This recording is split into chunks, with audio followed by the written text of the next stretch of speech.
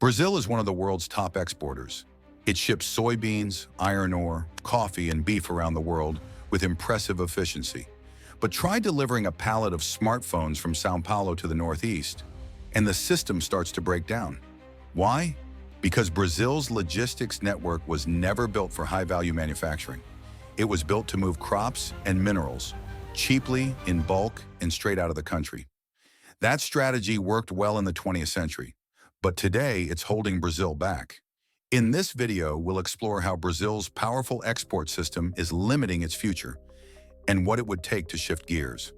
This is how Brazil became a global export powerhouse, but at a cost. Brazil invested heavily in export infrastructure. Railways and river barges connect the farm belts and mines to deepwater ports. The system moves soybeans from Mato Grosso to Shanghai without much friction. In the north, corridors like the Arco Norte cut down travel times and costs, while ports like Santos operate with high-speed grain terminals that handle millions of tons a year. It's fast, efficient, and optimized for volume, but it's not built for flexibility or for goods that need special handling, tight timing, or high security. The system was designed for one mission: get raw materials out. But here's where things start falling apart. If you want to move pharmaceuticals, electronics, or machinery within Brazil, you run into serious problems. Rural roads are inconsistent. Rail service is limited outside bulk freight. Many highways are congested or underdeveloped. Theft during delivery is a constant threat, especially for higher value cargo. Moving products from factories to warehouses to stores inside Brazil becomes a slow, expensive process. Brazil is still modernizing internal logistics to match its export capabilities. Here's what happens when an iPhone and soybeans take the same journey. Soybeans grown deep inland can make it to Chinese ports in under a month. But sending a box of iPhones from São Paulo to Recife?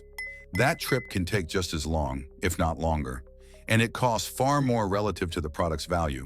For bulk cargo like soy, the logistics cost might be just 3% of the product's price. For smartphones, it can shoot up past 20%. That's a massive hit, especially for domestic manufacturers trying to scale or compete with imports. So why is Brazil still importing what it could be making? The answer is simple. It's too hard and too costly to build a nationwide system for high-value production. The export-first model made Brazil dependent on imports for tech, medicine, and industrial equipment. And because those goods move inefficiently inside the country, it's tough to develop strong local industries around them.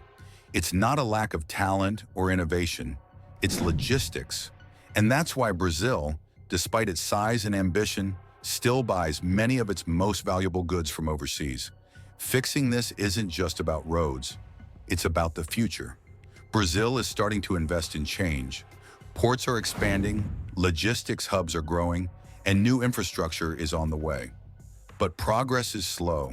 Until Brazil can move an iPhone across the country as easily as it ships soy across the ocean, it'll stay stuck in an outdated model. If it wants to compete, not just export, it needs a system built for both. Thanks for watching. Subscribe for more smart breakdowns on global trade and supply chains.